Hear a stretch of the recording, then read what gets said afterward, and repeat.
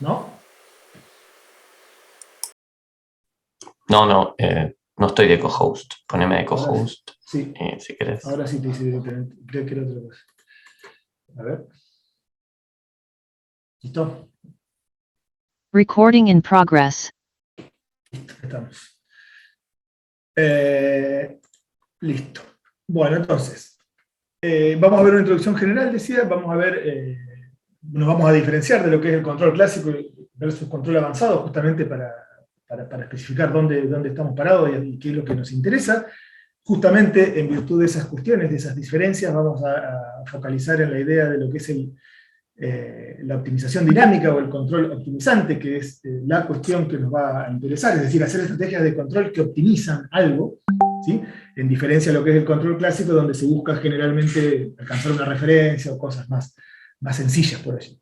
Y bueno, luego, a partir de esa idea de la optimización dinámica, esa es la palabra, optimización dinámica, siempre en oposición a lo que es la programación matemática, que son otro tipo de optimización, o sea, es una optimización en el fondo siempre, pero aquí está metida la dinámica en los sistemas dinámicos, por eso es que se llama optimización dinámica y tiene toda su teoría detrás. Decía, en el marco de lo que es la optimización dinámica o el control optimizante, vamos a tratar en esta clase introductoria de clarificar lo que son los conceptos de función objetivo, es decir, de que los objetivos de control, en realidad, cómo podemos materializar esos objetivos de control, que es un problema para nada trivial, porque uno por allí olvida que se preocupa mucho en cómo resolver una vez dado un objetivo, pero no en cómo plantear esos objetivos, y hay varias cosas que tener en cuenta, sobre todo cuando las aplicaciones del control se van diversificando tanto. Es importante tener algunas cosas en cuenta para saber cómo plantear un objetivo de control, porque generalmente cuando los objetivos están mal planteados se obtienen resultados no solo no deseables, sino contraproducentes, digamos, ¿sí? Terminamos haciendo lo que no queremos, lo que queremos que no haga el sistema. Bien. Y después vamos a ver el concepto que también es importante de restricciones. ¿Sí? En una optimización, como más o menos todos sabrán, hablando de optimizaciones, está la función objetivo, aquello que queremos optimizar, y tenemos las limitaciones que nos propone la realidad o que nosotros mismos nos imponemos por alguna razón. ¿Sí? Bueno, el control avanzado, el control optimizante, una de las principales virtudes que tiene es que trabaja con restricciones, digamos, ¿no? El control clásico y muchos otros tipos de estrategias de control tienen ese defecto de no ver las restricciones, y las restricciones son parte fundamental de la descripción de los sistemas, por eso es que le vamos a dar la mayor de las importancias nosotros en el curso. ¿Sí? El hecho de cómo caracterizar esas restricciones, vamos a ver que las restricciones afectan lo que es conceptualmente, ¿no? Lo que es la controlabilidad de los sistemas, la estabilidad y la optimalidad en la mayoría de los casos, y vamos a ver algunas formalidades de cómo tratar esas restricciones, es decir, porque las restricciones siempre existieron en la realidad, ¿sí? Solo que se las trataron de formas distintas, es decir, se las ignoraron, o se trató de hacer un control conservador para que nunca las restricciones aparezcan, o lo último que vamos a ver aquí, que se llama diseño estratégico, es justamente lo que queremos hacer nosotros, que es tenerlas en cuenta las restricciones y saber cómo está marcada la cancha para poder aprovecharla por completo, es decir, aprovechar todo lo que el sistema nos ofrece para poder controlar. Entonces, allá vamos con las primeras cosas. Entonces, en este curso lo que buscamos englobar bajo el nombre que es bastante general, como verán, de control avanzado. O sea, lo que quiero decir con esto es que ya me estoy definiendo concretamente qué sí y qué no de control avanzado. Son las técnicas de control de sistemas dinámicos que, en oposición a lo que se conoce como control clásico, tienen tres características principales. Se pueden ser más o menos, pero más o menos se puede resumir en tres características principales. Primero, describen los sistemas dinámicos que se controlan mediante una representación en espacio de estados. Aquellos que han visto control de grado, control clásico, sabrán que siempre se han manejado con funciones de transferencia, ¿sí? O con transformadas de Laplace, etcétera, etcétera. Bueno, acá no, acá tenemos una representación en espacio de estado que es un poquito más formal. Tienen explícitamente en cuenta aspectos teóricos, formales, como la caracterización de los equilibrios, la invarianza, es decir, conjuntos o puntos de equilibrio, conjuntos invariantes, y la estabilidad de esos equilibrios o equilibrios generalizados. Estos son aspectos dinámicos que nosotros desde el momento que vamos a diseñar un control lo vamos a tener que tener en cuenta, no son cosas separadas, digamos, lo vamos a tener que tener explícitamente en cuenta. Y, por último, que las leyes de control que vamos a ir estableciendo siempre van a estar en base a una optimización dinámica, ¿sí? Lo que queremos es siempre, aunque sean más simples o más complicadas los objetivos que vamos a ir planteando, siempre tienen que estar puestos en términos de una optimización dinámica. Queremos hacer lo mejor posible dentro de un cierto contexto.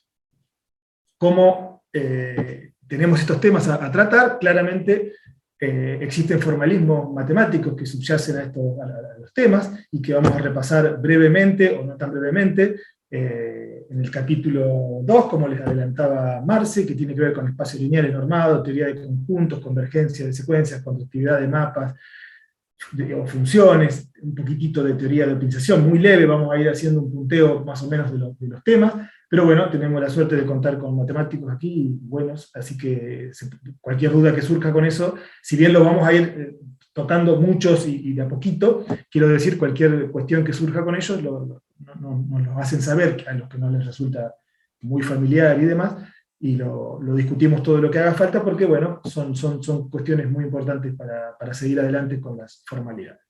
Después, en el capítulo 3, vamos a mostrar los conceptos referidos a clasificación y propiedades de los sistemas dinámicos, tal como los vamos a usar en este curso.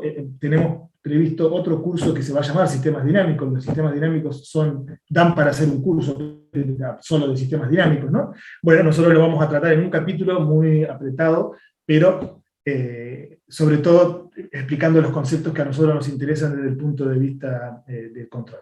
Se va a utilizar siempre una representación topológica. Esto significa que vamos a estar en espacio de estado, y el espacio de estado es un espacio vectorial, a eso me refiero con topológica, y vamos a hacer los análisis correspondientes al estilo de los sistemas lineales, como los ideó allá hace tiempo Henri Poincaré, ¿sí? A diferencia de los que son la forma más clásica de tratar los sistemas, ¿sí? Y vamos, a partir de eso, a analizar las formas cualitativas de la evolución temporal de las diferentes variables. Los sistemas dinámicos son eso, es la caracterización de la evolución en el tiempo de las variables de un sistema, y también vamos a ver las posibilidades que ese sistema ofrece de ser modificado, que ahí es donde entra el control. Una cosa es el sistema dinámico solito, que le llamamos a lazo abierto, lo que fuera, y otra cosa es cuando ya le empezamos a ver qué nos permite y qué no nos permite hacer el control, porque lo queremos cambiar, que ahí es donde entra el control.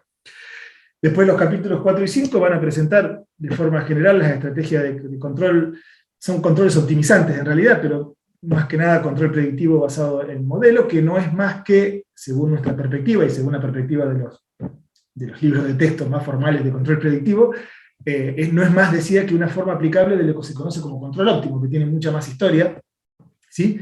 Mucho más fundamento. Bueno, el control predictivo no es otra cosa, repito, que una forma aplicable, ¿sí? De lo que es el control óptimo.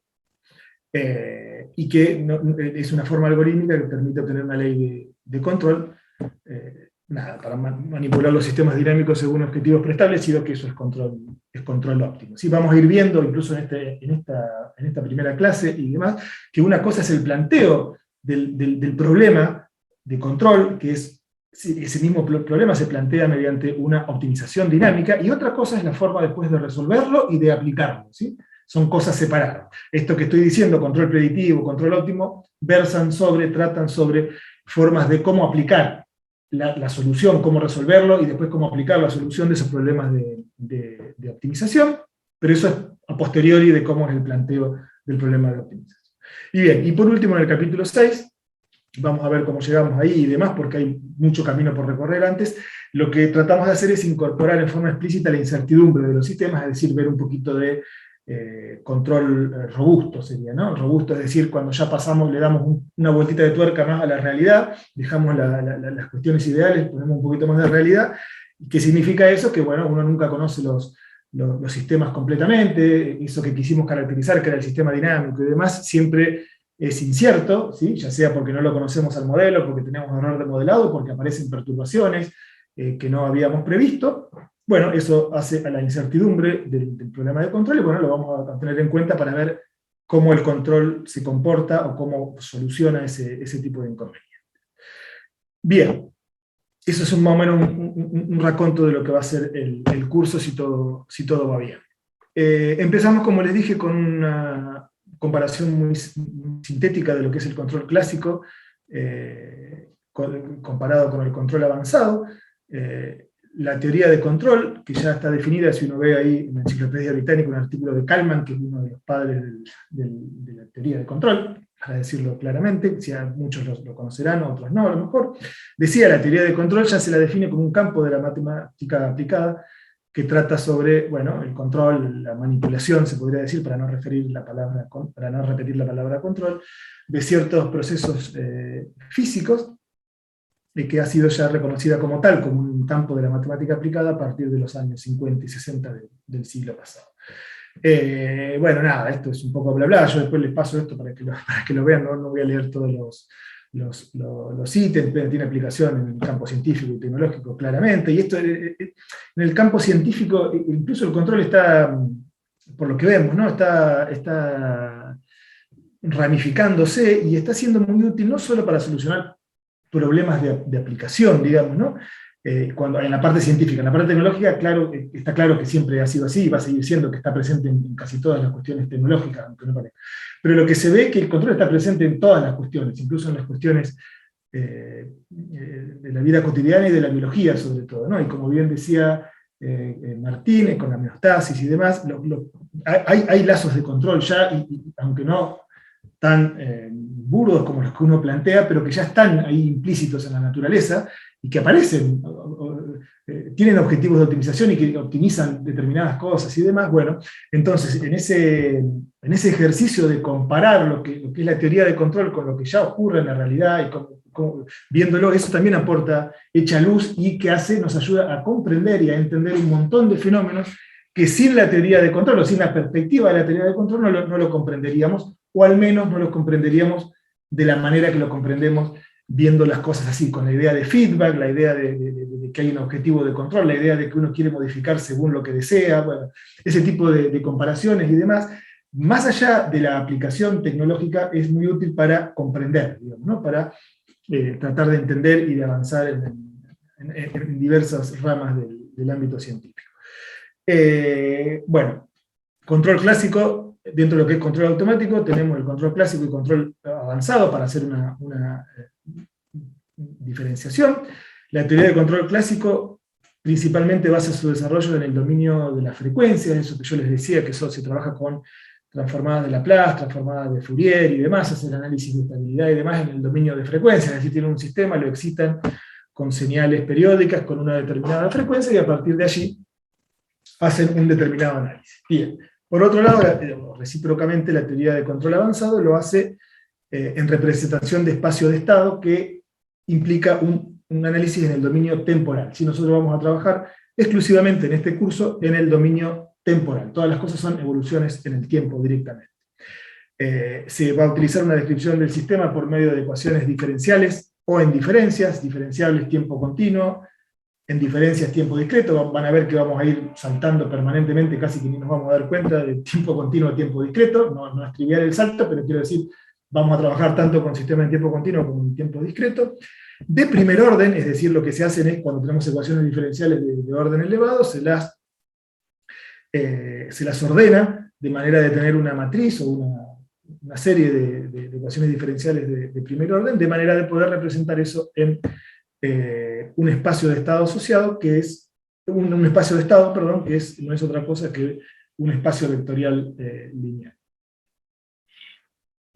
Bien, blanco y negro, la comparación entre teoría de control clásica versus teoría de control avanzado. Los tipos de sistemas, en el caso del control clásico, son lineales, invariantes en el tiempo, es decir, los parámetros de los modelos, la forma intrínseca de los modelos no varían en el tiempo, y son SISO, es decir, tienen simple input, simple output, una sola entrada y una sola salida, porque esa es la forma que tienen de analizar los sistemas, digamos, es decir, una sola variable de entrada y una sola variable de salida, mientras que en el control avanzado ya trabajamos con sistemas tanto lineales como no lineales, pueden ser variantes o invariantes en el tiempo, y sobre todo, que esta es una cosa que parece una soncera, pero es bastante importante, o significó un salto importante en lo que es control avanzado, control predictivo propiamente dicho, se trabaja con sistemas de múltiplo input, múltiplo output, es decir, podemos tener a la vez, y no nos damos cuenta de la diferencia, muchas entradas y muchas salidas, más de una. El dominio de trabajo, como se dijo, el dominio de trabajo es el dominio de las frecuencias para el control clásico, mientras que el control avanzado es el dominio temporal. En la teoría de control clásica no permite tener en cuenta las condiciones iniciales, mientras que la del control avanzado sí las tiene, y es importante para la descripción completa de los sistemas, como ustedes saben, viene de las ecuaciones diferenciales. La morfología, para llamarlo de alguna manera, el control clásico relaciona mediante una expresión polinómica la entrada directamente con la salida, es decir, esto se llama una descripción externa del sistema, tipo caja negra, ¿sí? Yo tengo entradas y en función de eso tengo salidas y analizo esa relación, mientras que en el control avanzado tenemos n ecuaciones diferenciales de primer orden para sistemas descritos por ecuaciones diferenciales de orden n, lo que yo les dije recién, una ordenación matricial, pero lo importante de esto es que tenemos una descripción interna del sistema dinámico. El espacio de estado, la descripción mediante espacio de estado, lo que busca es justamente tener una descripción interna de lo que pasa dentro, el alma del sistema, decía un profesor ya jubilado. Respecto, y ahora sí, del diseño del sistema de control, ¿sí? Más allá de cómo tratamos el sistema, el control clásico se basa en métodos de prueba y error que no permiten sistemas de control optimizantes. Generalmente se busca llegar a una referencia, hay un error que se busca llevar a cero, es más acotado incluso el campo de aplicación también y demás. Si bien, ojo, el control clásico tiene la gran virtud de haber introducido el concepto de realimentación, que es fundamental para entender un montón de cosas que ocurren en la naturaleza, bueno, es un primer paso porque no tiene esa visión optimizada. Por otro lado, el control avanzado sí permite hacer diseño de sistemas de control optimizante basado en modelos, naturalmente, ¿sí? Eso agrega complejidad, como dice aquí abajo la última línea. La complejidad en control clásico es media, mientras que en control avanzado es alta en el sentido, no es que sea difícil, sino en el sentido de que uno necesita más cosas para armar un controlador, digamos, ¿no? Aparte de resolver una optimización, que implica tener una computadora detrás, porque pueden ser optimizaciones complejas y demás, también implica tener un modelo bastante preciso en espacio de estado de los sistemas que uno quiere controlar, lo cual es un escollo que hay que superar, digamos, ¿no? Porque hay que tener un modelo primero, hay que identificar después los parámetros del modelo, etcétera, etcétera. Es todo un proceso que hay que seguir para poder salir adelante con un control avanzado. No es que en control clásico no se utilicen modelos, o no se utilicen, no se trate de entender el sistema y demás, pero es mucho menos dependiente de lo que es el control avanzado, que explícitamente depende de esos modelos. ¿Sí? Bien, este es un esquema del control clásico.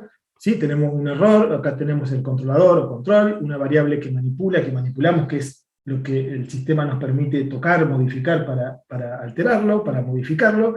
Acá tenemos el sistema y tenemos una cosa que es la variable controlada externa, que es lo que queremos que cambie.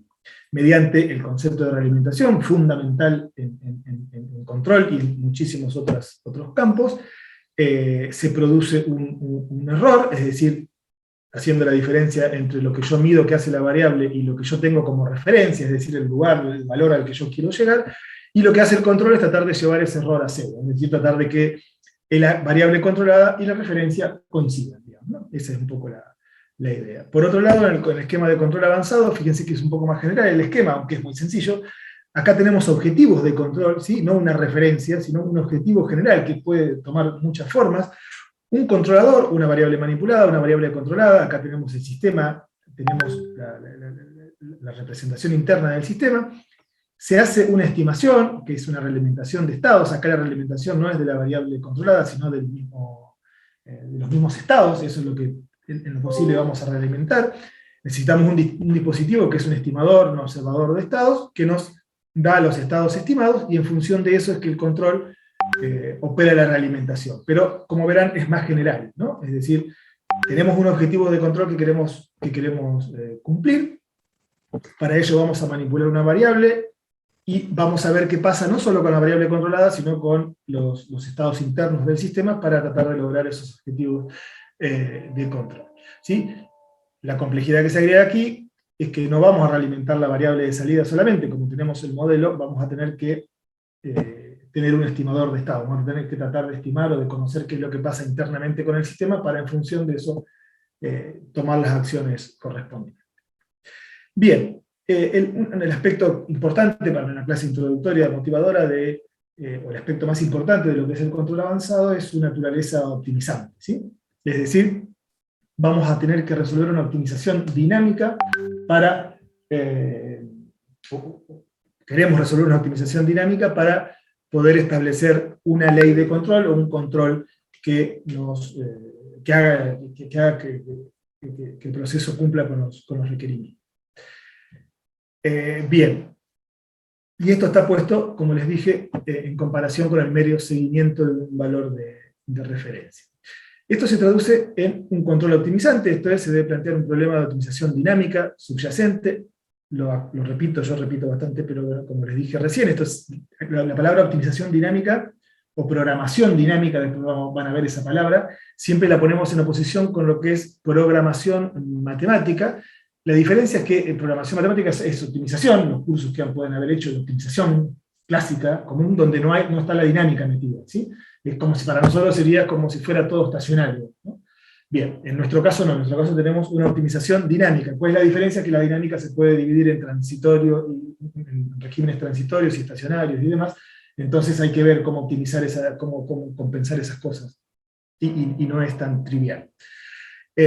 Bueno, y esa optimización dinámica, el problema es que debe describir apropiada y formalmente el problema de control general que se desea resolver. Es decir, quiero poner hincapié, o hacer hincapié, perdón, en ese pasaje de lo que es el problema de control general que uno tiene, que es hasta una descripción más semántica de lo que uno quiere. O sea, yo quiero controlar un tanque para que el nivel me quede acá, quiero controlar el suministro de insulina en un paciente diabético para que la glucosa se maneje en un rango. Bueno, esos son objetivos semánticos de control que está bueno planteárselo así con palabras, digamos, siempre cuando uno encara un problema de control.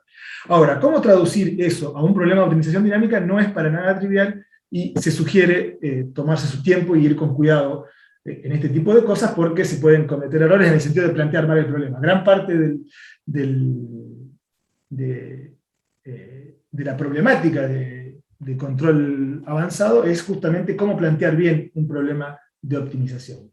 Naturalmente, en problemas de guiar, como vamos a ver unos ejemplos sencillos ahora, de una masa en movimiento, que es imagínense un auto que va derecho y tiene que llegar de un punto A a un punto B, no hay mucha vuelta, porque lo que quiero hacer es llegar del punto A al punto B. Pero a medida que se van complicando las aplicaciones, como esto que acabo de decir de la diabetes, como en el caso que vamos a ver ahora enseguida, un ejemplito en el control de enfermedades infecciosas, digamos, el suministro de antivirales, o el suministro, o el cálculo del distanciamiento social en una pandemia, no es tan trivial qué es lo que tengo que optimizar, cuáles son las restricciones, digamos. Bueno, entonces en eso hay que poner bastante hincapié. Dicho esto mismo con otras palabras, el control lo que va a buscar es optimizar la operación, control de un sistema de acuerdo a uno o varios índices de desempeños, ¿sí? Tenemos que ver qué es lo que queremos que represente nuestro índice de desempeño, las distancias topológicas, me refiero al espacio-estado, de una variable a un objetivo, un montón de otras cosas, pero tiene que haber un índice de desempeño, y sobre todo teniendo en cuenta las posibilidades y limitaciones que presenta el sistema, digamos, ¿no? Por esto que les decía que por allí pedirle cosas a un sistema que no puede hacer termina siendo contraproducente, ¿sí? Controlabilidad general, estabilidad de los equilibrios invariantes, etc. Eso tiene que ver todo con las limitaciones que tiene el sistema, ¿sí? Y todo eso se traduce en restricciones de las variables involucradas. Bueno, un esquemita muy general así, que es cuando uno encara el problema de un control optimizante, es primero establecer claramente el objetivo que quiero yo cuando estoy haciendo un sistema de control, qué se quiere del sistema a controlar, hay relaciones causa-efecto, generalmente, esto a qué me refiero, después lo voy a repetir un poquito más en detalle, relaciones causa-efecto. Cuando yo tengo un sistema, tengo una entrada que se puede pensar como una causa, y tengo una salida que se puede pensar como un efecto. Generalmente yo quiero minimizar, o sea, hacer lo más chico posible las dos cosas, la causa y el efecto, lo cual establece una competencia, hay que ver bien eso, cómo hacerlo, ¿sí? Y también hay que tener en cuenta las evoluciones, la misma dinámica de evoluciones posibles, no posibles, puse yo así en términos generales, para hacer hincapié en aquello de que no se le puede pedir al sistema lo que no puede hacer, digamos, porque vamos a terminar mal. Y después, siempre planteo preguntas, no estoy dando respuestas acá, ¿se puede resumir los objetivos generales en una función dinámica que es una función real? Este también es un tema importante. Yo, sobre todo en este curso, vamos a trabajar con funciones objetivos de tipo real, no de tipo vectorial, que existe algo de eso, pero entraría en algo de control distribuido, en teoría de juegos, qué sé yo. No, acá en este curso vamos a trabajar lo que son funciones objetivos de tipo real. Es decir, que ni más ni menos yo tengo que resumir todos los objetivos que yo tengo en un problema que puede ser complejo en una sola función objetivo real, en un numerito. Está bien que es un numerito por cada tiempo, lo que sea hasta la dinámica, pero es un numerito, es un valor real. ¿Puedo resumirlo? ¿Cómo es la mejor manera de resumirlo? Etcétera, etcétera. Son muchas de las preguntas que van a ir surgiendo en el planteo del problema. Bueno, se pueden eso resumir en una función real de costo y sobre todo en restricciones. Bien, aquí tenemos que tener en cuenta claramente los límites del sistema, ¿sí? Ya vamos a ver, cada sistema tiene sus propias limitaciones, los límites del sistema que el sistema ya impone, y también hay que agregar algunos límites deseados, ¿sí? Yo estoy controlando temperatura, no es que la temperatura no pueda pasar de un determinado nivel por cuestiones físicas, pero yo no quiero que pase porque se me quema algo en una refinería, se explota algo o algo así. ¿Sí? Hay límites deseados, ¿no? La cantidad de infectados en una pandemia o cosas así, no es que sea un límite de la misma epidemia, sino que es una cosa que yo quiero, pero bueno, se pueden plantear como límites deseados. Ejemplos, hay un montón de ejemplos, voy a recorrer algunos con los que nosotros estamos mínimamente familiarizados, acá hay una mezcla de cosas muy simples a cosas muy complejas, pero bueno, era solo una muestra, se podrán agregar más. Un péndulo invertido, en un péndulo invertido, ¿qué es lo que se quiere hacer? Bueno, mantener el péndulo horizontal. Esto tiene que ver con control robótico, en realidad. El péndulo invertido sería la versión más simplificada de lo que son un control robótico, mecánico, ¿no? Quiero mantener, por ejemplo, el péndulo en forma horizontal, no, esto tiene que ser vertical, acá me equivoqué. En forma vertical quiero tener el péndulo parado, imagínense que están haciendo malabares con una escoba, como se hacía antes cuando yo era chico, y lo quiero hacer utilizando la menor fuerza posible. Ahí está esa competencia entre causa-efecto, porque la fuerza, cuanto más fuerza, más control voy a tener, pero yo quiero ahorrar la fuerza generalmente, ahí está la idea optimizante.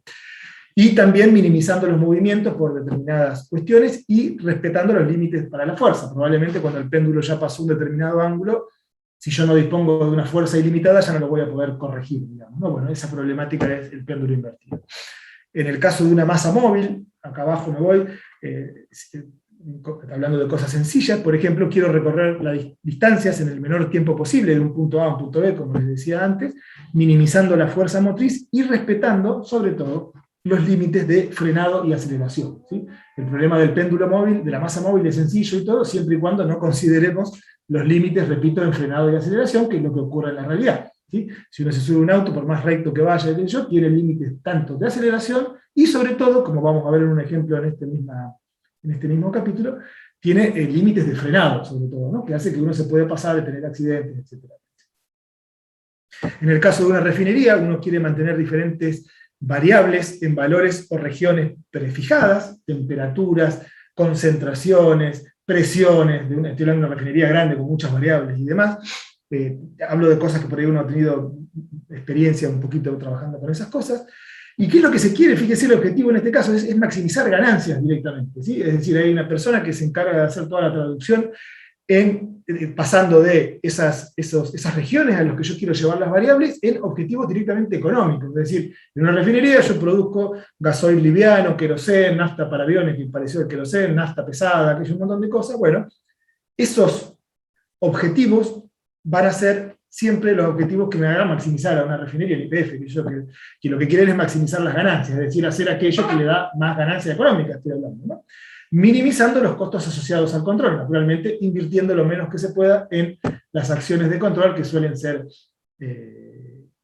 fluidos que logran determinadas cosas. Las acciones de control son válvulas que dejan pasar fluidos para enfriar, para calentar, para hacer cosas, para modificar la presión y demás. Bueno, siempre naturalmente se quieren minimizar los costos. Pero fíjense que, como son de diversos, lo que quiero graficar con estos ejemplos así tirados al azar son la diversidad que existe en los problemas que uno puede englobar con este enfoque. Epidemia de COVID, para hablar de cosas un poco más recientes. Nosotros hemos trabajado en cosas de este tipo. Por ejemplo, a nivel epidémico, a nivel epidemia, lo que se quiere, por ejemplo, es minimizar la cantidad total de infectados al final de la epidemia, siempre manteniendo el pico de infectados bajo, lo que se suele llamar como aplanar la curva y demás. ¿Por qué? Porque se satura el sistema hospitalario, etcétera, etcétera. Bueno, esos son objetivos que se tienen, siempre utilizando el menor tiempo de aislamiento. En este caso sería la causa-efecto sería: yo aíslo la población, el efecto es mejoro la situación de la epidemia. Bueno, yo quiero mejorar la situación de la epidemia, pero como sabrán, siempre tratando de minimizar, en este caso, la acción de control, es decir, minimizar el tiempo de aislamiento, porque ya sabemos que tiene sus contraindicaciones tener aislamientos muy prolongados. Y esto lo tengo que hacer siempre respetando ese pico de infectados. Ahí sí hay restricciones, se podría decir restricciones de tipo duro, en el sentido de que yo, el pico de infectados, voy a tener que tratar de siempre estar por debajo de un determinado nivel, que es el nivel de saturación de los sistemas hospitalarios, porque si no voy a estar en problemas. Un problema muy similar, pero no idéntico, es el de la carga viral en pacientes. ¿Sí? Incluso para el COVID también se puede hablar de controlar la carga viral en pacientes mediante ¿qué cosas? Mediante el suministro de antivirales. Entonces, en este caso, lo que se busca es minimizar esa carga viral con el mínimo uso de antivirales posibles. No son problemas triviales, son no lineales y tienen su complejidad y demás. Y también en este caso existen limitaciones, aparte de las del sistema, que tienen que ver con respetar el pico de la carga viral, porque el pico de la carga viral está asociada a un montón de complicaciones para el paciente, al nivel de contagiosidad, etcétera, etcétera, que hay que tratar de respetar. Y bueno, y en el caso de diabetes, que justo creo que Valentín, no sé si está por ahí, que él trabaja en eso, él nos puede echar luz sobre esto, pero nosotros también hemos trabajado en el grupo, quiero decir, en temas de control en diabetes. Lo que se quiere, por ejemplo, es mantener la glucosa, la glucemia, mejor dicho, la glucosa en sangre, en un determinado rango de seguridad. Los pacientes diabéticos tienen ese problema que no pueden controlar de forma autónoma, mediante la homeostasis natural del cuerpo, no pueden controlar los niveles de glucosa por la insulina interna que larga el páncreas, porque no le funciona. Entonces hay que darle un suministro externo de insulina para justamente tratar de establecer ese control que el cuerpo lo hace también en forma interna, nosotros lo tenemos que hacer de forma burda, externa, por suministros externos de una insulina sintetizada, etcétera, etcétera. Bueno, aquí el objetivo es mantener la glucosa, la glucemia, la glucosa en sangre, en un determinado rango de seguridad, minimizando el uso de insulina, porque siempre lo que se mete en el cuerpo tiene que tratar de ser minimizado. Pero tenemos objetivos de tipo duro, por ejemplo, como son el evitar episodios hipoglucémicos, que son, bueno, no vamos a entrar mucho en detalles, pero los pacientes con diabetes no tienen hipoglucemia, tienen hiperglucemia. Ahora, cuando uno se quiere meter a controlar las cosas, le inyecta insulina y puede causar más problemas del que ya tenía el paciente, que esto significa la hipoglucemia, ¿sí? Uno, en el afán de... Acá justo estaba Valentín hablando de la aplicación para el caso de diabetes, así que cualquier comentario al respecto va a ser bienvenido.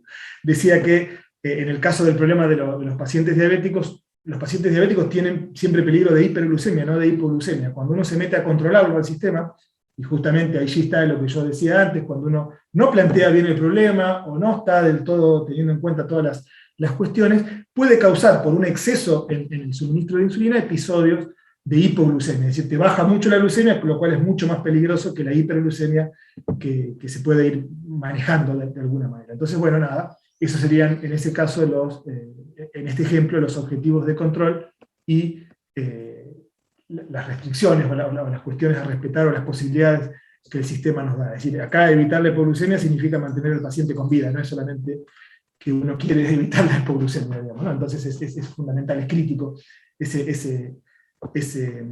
restricción, por decirlo de esa manera, ¿no? Bien, este año estoy dando, como verán, a lo mejor se sorprende a Ale, porque lo fui cambiando el fin de semana largo, tuve todo el fin de semana tratando de darle un enfoque diferente al curso, porque es más de control avanzado y demás. Voy a permitirme la licencia de comenzar con algunas cuestiones que a lo mejor no les queda claro, porque no presentamos lo que es un problema de optimización, una función objetivo, unas restricciones y demás, pero quiero que se capture la idea de lo que es la formalización de una optimización dinámica cuando uno va a atacar un problema de control. Entonces, repito, no importa que no se queden claros los detalles de lo que son esto, porque ni conté lo que son los espacios de estado para el modelo, ni conté el problema de optimización, no conté nada. Solo quiero, repito, capturar la idea general de lo que es una optimización dinámica. Entonces, sea el siguiente problema de optimización dinámica, esto es, lo presento, PDT en este caso se llama, es un problema de optimización dinámica, tal y como lo vamos a trabajar a lo largo de todo el curso, va a tomar un montón de formas diferentes, cada cosa que está acá va a ir ajustándose a la aplicación que corresponda, pero siempre va a estar resumido de alguna manera en este problema que está puesto de manera bien general. Bien, ese PDT es el horizonte sobre el que voy a hacer, el horizonte de tiempo, estamos en optimización dinámica, el tiempo es todo para nosotros, es decir, voy a definir un horizonte de tiempo que puede ser infinito, no importa el T mayúscula este que está acá, pero lo importante es que lo tenga definido ese horizonte de tiempo. Entonces lo que voy a hacer es minimizar una función objetivo, esto que está acá,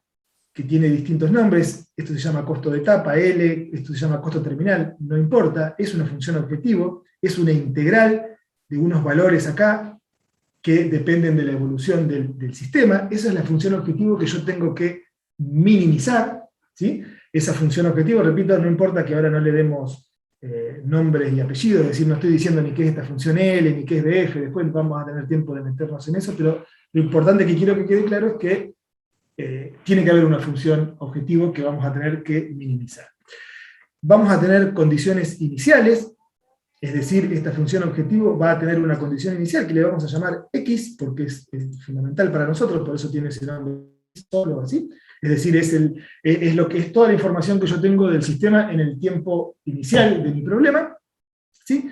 Después voy a tener, a modo de restricciones, lo que me vinculan esta evolución temporal de los estados, es decir, de lo que me representa mi sistema, la relación con las entradas, es decir, esa causa-efecto que yo les decía, tengo una entrada U, voy a poner un poco de nomenclatura, U son las entradas, X son los estados, las variables internas del sistema, y esta f de XU, que acá está puesto como una ecuación diferencial porque estamos en tiempo continuo, lo que me hace es describir ese sistema, que no es otra cosa que la relación causa-efecto entre las entradas y las variables de estado o las variables de salida. La variable de salida pueden imaginársela como uno de los estados o algunos de los estados, si quieren, para no complicarse demasiado las cosas. Es decir, yo acá estoy haciendo un costo que depende de los estados internos y de las entradas, y acá le estoy diciendo cómo se relacionan esos estados con esas entradas para que quede completo el problema.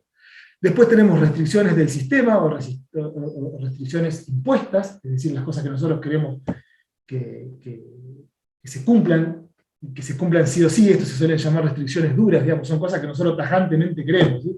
Queremos que no haya episodios de hipoglucemia porque no queremos, no es que por ahí un poquito, no queremos que haya episodios de hipoglucemia, no la variable U, que puede ser la fuerza aplicada o la aceleración y el frenado, que fuerza en un móvil, no podemos considerar que tengo aceleración infinita o frenado infinito, entonces esa U tiene que estar restringida, y los estados también van a estar restringidos porque las variables internas del sistema tienen su propio ámbito, sus propios restricciones, por ahí no se especifican, pero muchas veces sí, ya las variables no pueden tomar cualquier valor.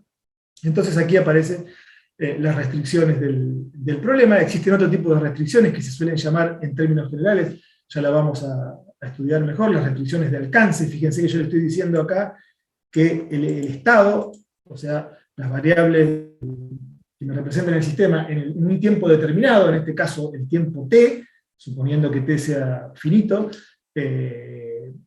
esté en un determinado conjunto. Esto topológicamente significa, bueno, me voy a adelantar un poco, significa, en este problema, yo acá tengo el espacio de estado, ¿sí? Cada uno de estos puntitos son estados del sistema que me describen al sistema, quiero decir. Entonces le voy a estar pidiendo que en un determinado tiempo llegue a un conjunto, cualquier cosa, no importa por el momento, en un tiempo t, decía, llegue a ese conjunto que se suele llamar conjunto terminal. Bueno, no importa, lo que importa acá es que a veces aparecen restricciones de alcance. ¿Sí? Restricciones que en el ámbito dinámico significan que yo quiero llegar en un determinado tiempo a un lugar. ¿Sí? Van a ver que esas restricciones sobre todo son importantes, no tanto por los objetivos que yo quiero del control, sino también para lograr estabilidad y convergencias de los controladores. Y por último, que a lo mejor se podría haber dicho para el principio, la variable de optimización que está dando vuelta aquí con todo esto es justamente la función que me representan las acciones de control, que es en este caso la U, la puse U puntito porque es toda la función. Esta restricción está muy en general, lo que me está imponiendo son una forma funcional de U, o sea, U no puede ser cualquier cosa porque es la acción de control, no puede ser ilimitada, bueno, ilimitada no puede ser porque tengo esta restricción, pero aparte tiene que cumplir ciertas cuestiones desde el punto de vista de la funcionalidad matemática, ya sea, puede tener discontinuidades, puede que no, bueno, cada problema tiene su forma funcional para la U, pero lo importante acá es que la U es justamente la variable de optimización, es decir, yo estoy resolviendo todo este problema de optimización para calcular esa función U, de manera que haga que el sistema se comporte de la manera que yo quiero que se comporte. ¿Sí? Repito, esto es muy por arriba, este problema lo vamos a ver reiteradas veces en el curso y está más explicado más adelante, pero por el momento quería ya arrancar mostrando que siempre hay un problema de optimización detrás de todo lo que vamos a ir viendo. Naturalmente acá yo lo puse en tiempo continuo, no sabía si ponerlo, pero lo aclaro, está también la versión en tiempo discreto, es decir, cuando hacemos un muestreo, sobre todo nuestros controles que vamos a hacerlo, lo vamos a manejar por computadora, siempre tiene que haber una discretización, es decir, un sampling más que una discretización, no sé si la palabra correcta es discretización, es un muestreo, ¿sí? Yo veo el sistema en determinados instantes de tiempo, y eso me lleva a una representación, sí, discreta de los sistemas, es decir, en vez de tener ecuaciones diferenciales, tengo lo que se conoce como ecuaciones de indiferencia, es decir, puedo describir lo que va a pasar en el tiempo posterior en función de lo que pasa en el tiempo anterior, ¿sí? No aparece, quiero decir, la derivada que aparecía acá, pero el problema es perfectamente equivalente, o sea, se puede plantear perfectamente en términos de una optimización dinámica. ¿Sí? Como verán, acá aparece una sumatoria en vez de una integral, etcétera, etcétera, y aparecen índices J, no tiempo continuo T, ¿sí? Y la forma funcional, esto está medio general, de la U, acá ya no es una función, sino que es una secuencia, apenas una secuencia de valores posibles de la U que yo voy aplicando en distintos instantes. Bien, pero esa es la formalidad del problema. Bueno, comentarios, algunos ya los dije, otros los anoté acá, para que cuando ustedes lean las diapositivas lo puedan repasar y acordárselo. Estas diapositivas son un poco para presentar la clase y un poco para que les queden de material de estudio, ¿sí? Por eso van a ver que tienen por ahí un poco bastante de información y cosas así. Decía, el estado inicial conocido o estimado, es lo que se aparece aquí, constituye un parámetro de la optimización. Fíjense, esta nomenclatura no es casual, que yo ponga acá el x, punto y coma u, significa que, o x, punto y coma u, negrita, porque acá hay una secuencia, significa vos dame el x, yo tengo que conocer el x, y eso es por donde empiezo el problema de optimización, y yo te calculo la u, que va a hacer que esta función se minimice. ¿Sí?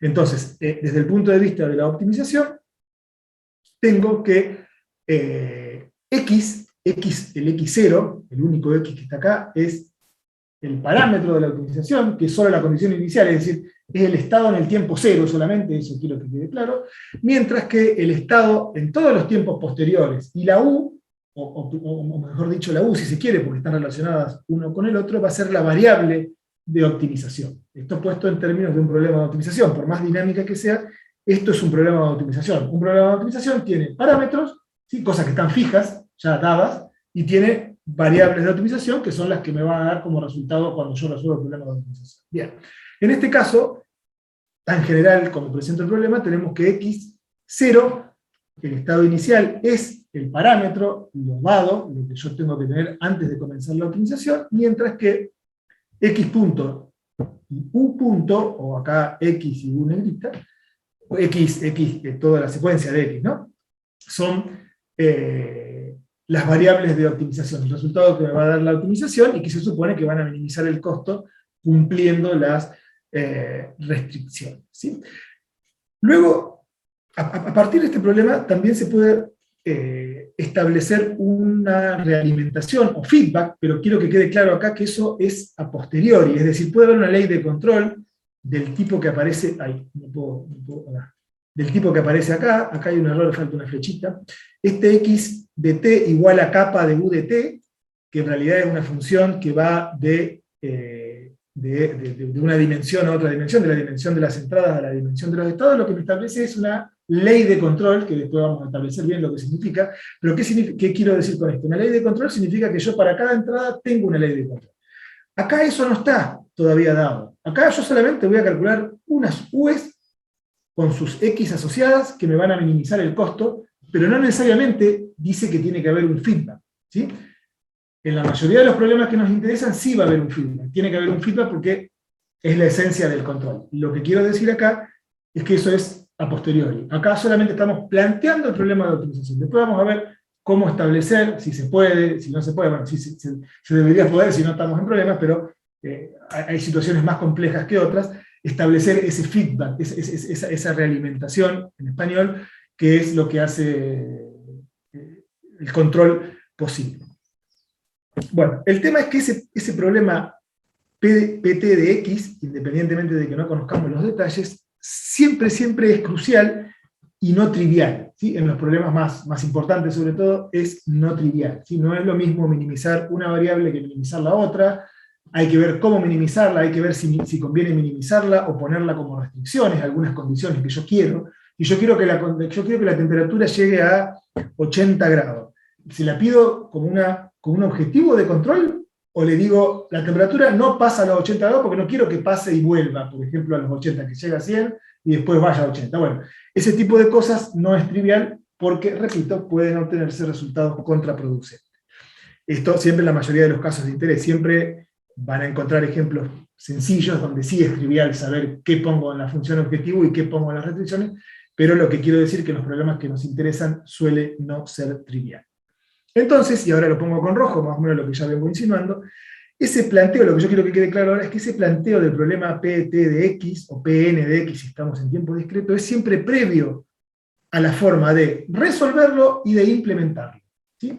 Resolverlo, esto puede no ser sencillo de resolver, sobre todo cuando las restricciones se complican y demás, incluso suponiendo todas las bondades del caso, suponiendo que existe un mínimo, porque ya estoy hablando de un problema de optimización, y no impuse condiciones. Nosotros siempre vamos a después imponer condiciones para que ese problema de optimización tenga sentido, exista el mínimo, sea convexo el espacio, etcétera, sea convexa la función, todas las bondades. Bueno, aún así, no es trivial, y hay unas cositas de cómo resolverlo, y después cómo implementarlo, que son cosas diferentes. Bien, lo que yo quiero que quede claro en esta clase introductoria es que el planteo del problema es previo a la forma de resolverlo e implementarlo, cosa que vamos a ver después, cómo resolverlo y cómo implementarlo.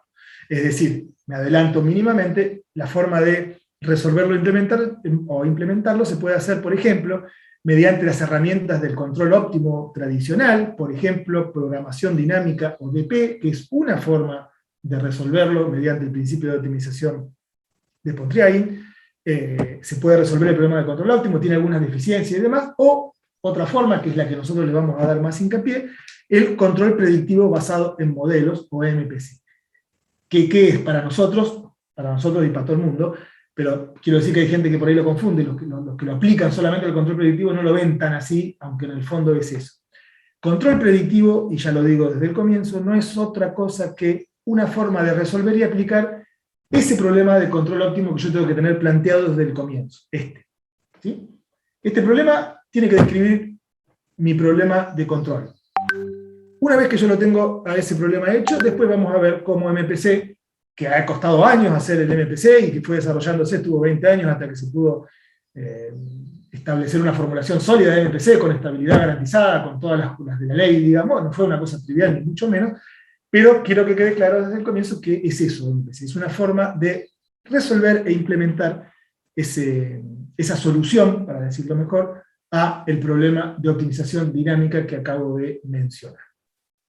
Bien, después hay otras cuestiones, la función objetivo, que yo, acá es BT, creo, o BN, lo mismo, tiene que ser positiva. Bueno, entonces vamos a establecer mejor las condiciones más adelante, positiva y cero únicamente que una vez se hayan alcanzado los objetivos, tienen que ser objetivos alcanzables, sea cual fuere el objetivo, no importa, tiene que ser alcanzable, y el espacio factible, que es el conjunto definido por las restricciones de entrada, de estado y las restricciones de alcance, por ejemplo, debe ser no vacío, naturalmente, porque si no vamos a estar en problemas. No solamente no vacío, sino tiene que cumplir otras condiciones de complejidad y demás.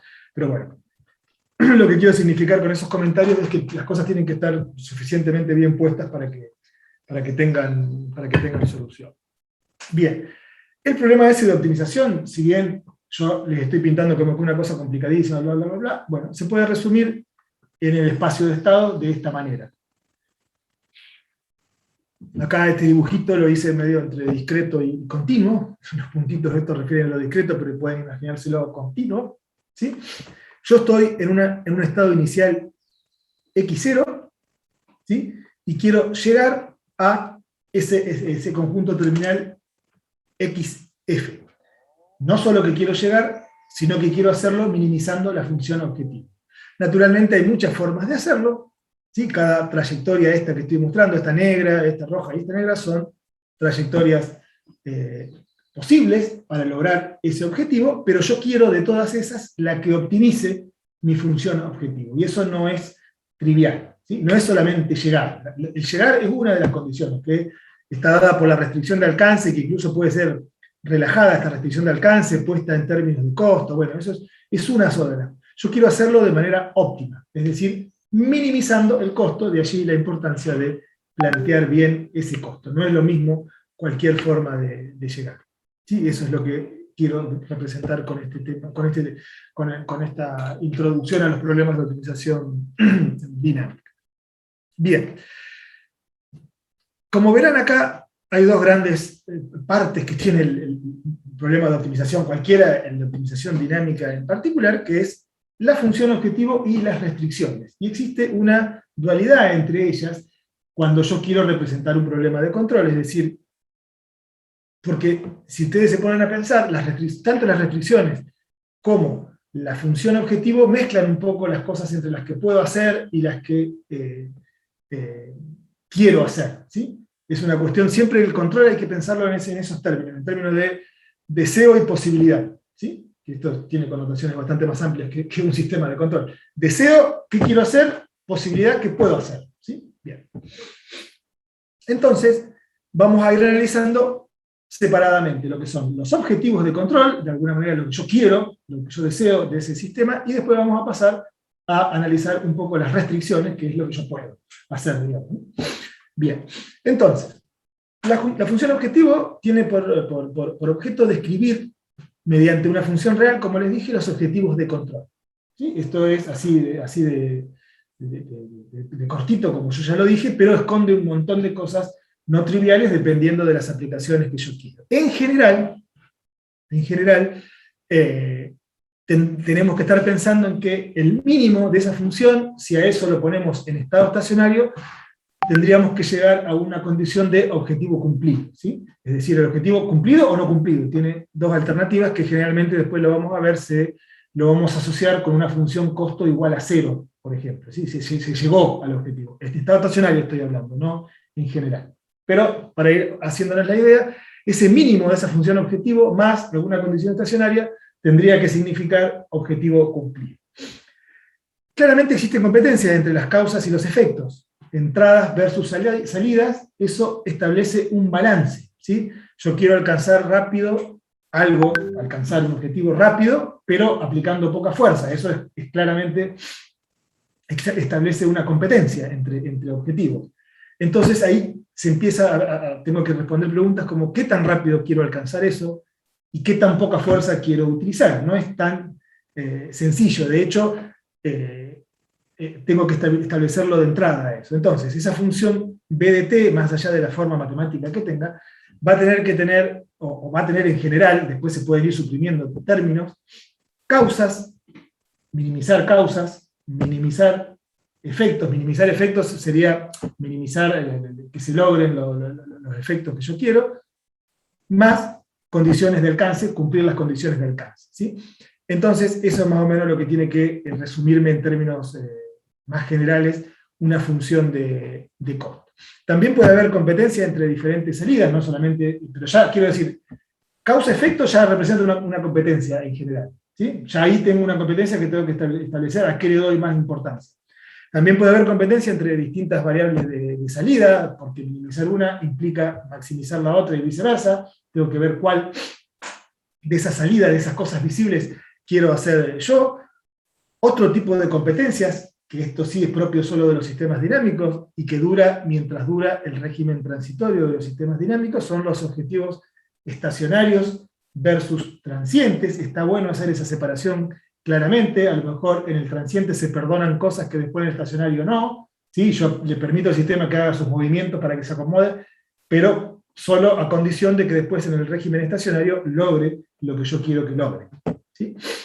Y después, bueno, hay que recordar, esto es trivial, pero siempre se suele perder de vista esto en los ámbitos del control óptimo, ¿no? De la optimización dinámica, que incluso, o siempre asumiendo condiciones apropiadas para el problema P sub t, continuidad, convexidad, o sea, que esté bien puesto el problema, aún así hay un único óptimo para cada función objetivo, pero si yo cambio apenas esa función objetivo, ni hablar si cambio las restricciones, ese óptimo deja de ser óptimo y puede ser, o va a ser un subóptimo, y ese subóptimo puede ser muy lejano al óptimo, ¿sí? ¿Qué es lo que quiero decir con esto? Que siempre la optimalidad no hay que verla como una cosa única. El óptimo es el mejor de todo. Sí, es el mejor de todo, por eso se llama óptimo, para una función objetivo. Si yo esa función objetivo la cambio ligeramente, puedo obtener cambios de desempeño de mi control grandes, ¿sí? Y que hagan que se aleje mucho del óptimo que tenía antes de haber cambiado la función objetivo. Entonces, todas esas cuestiones hay que tenerlas en cuenta a la hora de plantear un problema de optimización. Vamos a un ejemplo, si les parece bien. Vamos a aprovechar que estuvimos trabajando... Uy, chico, ¿por qué no se ve acá abajo? Bueno, esto me quedó una parte de abajo, fuera de la pantalla. Decía, aprovechando que estuvimos trabajando este tiempo, como trabajamos con enfermedades infecciosas, y qué sé yo, hemos hecho algunas cosas de control de enfermedades infecciosas, en el grupo nos abocamos particularmente al tema de los modelos de epidemias, pensando exclusivamente en el caso del COVID últimamente, ¿no? Pero bueno, les quiero poner un ejemplo de cómo no es trivial plantear funciones objetivo, ¿sí? En algunos problemas de control. En este caso, estamos hablando de, no sé si todos están familiarizados, pero habrán escuchado nombrar, los famosos modelos SIR para describir epidemias, ¿sí?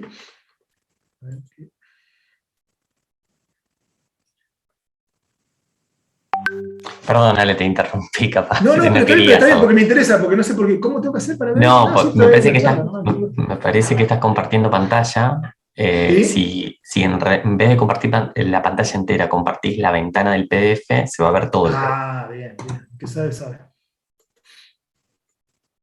Déjame que... Ahí está. Espectacular, bien ahí. Gracias, Marce.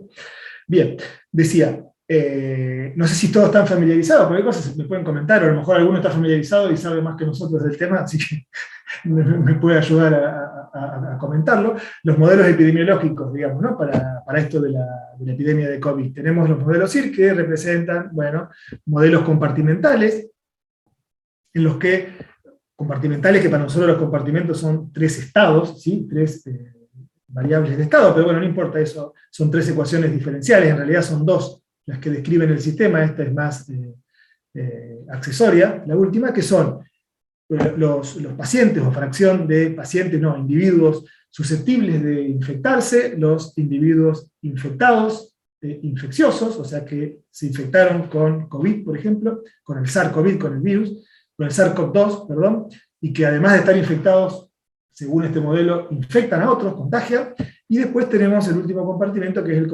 compartimento de los removidos, así suena feo, pero es el compartimento de los que o fallecen o se curan, digamos, de la infección.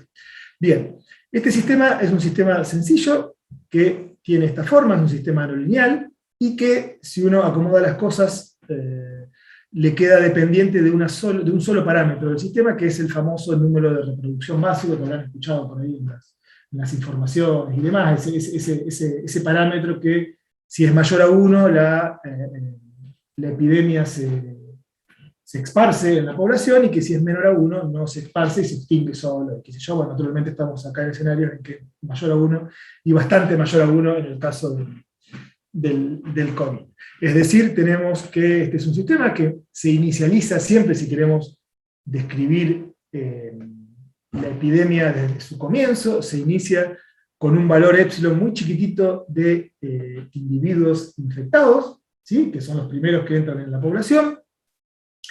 Como tiene que sumar 1 toda la cantidad, este es un modelo compartimental donde está toda la población, o sos susceptible, o sos infectado, o sos removido, y los removidos al principio son 0, los susceptibles son 1 menos, porque son modelos que trabajan con las fracciones, 1 menos ese épsilon. Es decir, tenemos una gran cantidad de individuos susceptibles, una cantidad muy chiquita de individuos infectados que van a empezar a infectar justamente a los susceptibles. Es decir, van a pasar de este compartimento a este compartimento de susceptibles a infectados. Susceptibles tienen que ver con que no toda persona en una población es susceptible de ser infectada. Hay gente que no se infecta ni se va a infectar nunca porque no, nada más, ¿no? Entonces solamente los susceptibles. Pero con una tasa justamente que está dada por el número de reproducción básico de esa R y por el mismo valor de la cantidad de infectados, va a hacer que pasemos de susceptibles a infectados, ¿sí? Nos vamos a infectar. La gente se va a ir infectando, y después acá no puse nada porque está adimensionalizado este modelo, y acá es un 1 nada más, pero con una tasa de 1, los infectados se van a ir o falleciendo en el caso de los graves, o se van a ir curando en el caso de los leves, ¿sí? Este número de reproducción en realidad viene del cociente de dos parámetros, que son la tasa de contagios beta, la famosa tasa de contagios. Eso es lo que reducen las medidas de aislamiento que los gobiernos proponen, y el uso de mascarillas y todos los cuidados que uno puede tener. Lo que justamente reduce es esa tasa de contagio. Y por otro lado tenemos la tasa de remoción, que es la tasa, se podría decir, antes de adimensionalizar este sistema, la tasa con que los infectados dejan de serlo, ya sea por fallecimiento o por cura de la infección. Las restricciones duras, las restricciones que propone el sistema, son bastante sencillas en lo que refiere al estado. Como estamos hablando de fracciones, los estados tienen que estar entre 0 y 1, siempre positivos, ¿sí? No tiene sentido tener valores negativos. Y el control en este sistema que estamos poniendo como ejemplo, epidemiológicos, ¿sí? Estamos hablando de una población, no de un huésped, no de una persona, que nosotros hemos trabajado bastante con eso, donde la unidad mínima son las células y los virions y los virus. Acá estamos hablando de epidemiológico. Decía, el control, las herramientas, sacando el uso de vacunas. Esto no contempla el uso de vacunas, ni contempla el perfeccionamiento del sistema inmune, ni la mutación de nada, solamente un sistema muy sencillo. Decía, el control es el distanciamiento social, el uso de las máscaras faciales, etcétera, etcétera, lo que se puede englobar en lo que son las intervenciones gubernamentales para tratar de controlar las epidemias. Bien, esa es nuestra U, nuestra acción de control, que como verán acá, afecta, mediante una multiplicación, afecta justamente la tasa de contagio, o lo que es lo mismo, el número de reproducción básico, ¿sí? Es decir, cuando yo intervengo, cuando yo aplico distanciamiento social, etcétera, etcétera, esa U, que en realidad va a estar entre 0 y 1, lo que va a hacer es, en el mejor de los casos, disminuirme la tasa de contagios, de manera que el virus se desparrame o se esparza por la población más lento o con otra dinámica. Cualquier cosa me preguntan de esto, es un ejemplito nada más, pero bueno, si hay algo que no se entiende, me preguntan, por favor, ¿sí? Bien, en este caso, esta U, esta acción de control, tiene un montón de restricciones si uno quiere hacerlo parecido a la realidad, ¿sí? Uno puede decir, hay muchos papers, bueno, como habrán visto, hay papers para hacer dulce, hay de todos los tipos y colores. Bueno, en artículos más teóricos se toma esa U totalmente arbitraria, cuando en realidad no es tan arbitraria, porque yo no puedo hacer un distanciamiento social que varíe en el tiempo en forma continua, es decir, que todos los días esté variando de intensidad, ahora salgan, ahora se quedan adentro, ahora usan más, no puedo variar, tiene que ser una cosa más razonable. Por ejemplo, tiene que ser constante a trozos, es decir, Yo puedo cambiar el distanciamiento social cada 15 días, no puedo cambiarlo cada un día porque es impracticable. También generalmente se pide que sea cuantizada, es decir, yo no puedo decirle que eso varíe continuamente la intensidad del distanciamiento social. Yo tengo que ponerle 3 o 4 valores posibles: distanciamiento fuerte, distanciamiento intermedio, distanciamiento laxo o flojo, digamos. No puedo pedirle cualquier cosa a la gente porque es impracticable, además, ¿no? Bien. Esas cosas influyen o están contempladas en lo que son, las restricciones de mi problema de optimización, ¿sí? En la medida en que yo me quiera acercar a la realidad, al problema real, yo tengo que tener en cuenta estas condiciones, ¿sí? En este caso, esa U tiene una forma, como yo les había, perdonen que vaya rápido, pero en esta forma funcional que yo les decía acá, en el caso este que estamos viendo, esa es la forma funcional, ¿sí? Tiene que ser constante a trozos, con unos determinados periodos de tiempo para variar de su forma constante, y además tiene que estar cuantizada, y además tiene que estar entre un valor mínimo, que no puede ser 0, es decir, yo no puedo disminuir a 0 la tasa de contagio, es decir, no puedo hacer una cuarentena o distanciamiento social tan estricto que me evite cualquier tipo de contagio, porque eso no existe en la realidad. Siempre existe alguna tasa de contagio chiquita, es decir, siempre hay alguien que sale, que se mueve, lo que sea, hasta las mismas autoridades sanitarias se tienen que mover para atender a los enfermos, y eso ya hace que haya contagios. Por lo tanto, ese valor de U no es que está entre 0 y 1, en realidad está entre un mínimo, que es positivo, y 1. ¿Sí? La U1 significa que yo dejé todo libre, dejé todo abierto. La U mínima significa que puse el distanciamiento social más fuerte posible, que me imagino que es la cuarentena estricta total, el lockdown total, ¿sí? Y por otro lado, bueno, otras condiciones temporales y demás, para hacerlo realista, el ejemplito esto es jugar un rato y motivarlos con los ejemplos, si es que lo estoy haciendo o logro hacerlo. Esa acción de control va a tener que tener efecto solamente a partir de un tiempo inicial y de un tiempo final. Llamémosle cuando yo detecto que hay una epidemia en mi población y voy a tomar acciones. Ese es el tau i, el tiempo inicial. Generalmente no es 0 ese tiempo, quiero decir. Yo no es que sé cuándo entró la persona infectada a mi población. Y tiene un tiempo final. ¿Por qué? Porque cualquier medida de distanciamiento social tiene que tener un final infinito, porque yo no puedo dejar eternamente una medida de distanciamiento social porque no se va a cumplir, ¿sí? Ya sea porque trae problemas a la economía, trae problemas a la psicología de las personas, etcétera, etcétera, o ya sea porque yo, por más que la impongo como gobierno, la gente no me va a dar bolilla y no lo va a cumplir, digamos, ¿no? Entonces siempre es bueno tener, por lo menos los artículos todos lo contemplan a eso, los artículos de estos temas, un tiempo final para esta implementación. Bien. Para los no familiarizados, yo en esto tengo, bueno, lo estoy haciendo comer este verso a los chicos, al staff de profesores que lo tienen recontra claro y deben estar escuchando cosas que vemos a cada rato, pero yo lo cuento para los que no están familiarizados. A lo mejor los que trabajan con sistemas biológicos lo tienen un poco claro esto, y les estoy contando cosas que ya recontra saben, pido disculpas, pero generalmente, me imagino, José, no sé, que a lo mejor no está familiarizado con estas cosas, tengo que contarlo más o menos lo mejor que pueda para que quede claro. Bien, les decía, la evolución de estos sistemas SIR es como la que sigue acá. Me voy a circunscribir a los susceptibles y a los infectados. Repito, los removidos no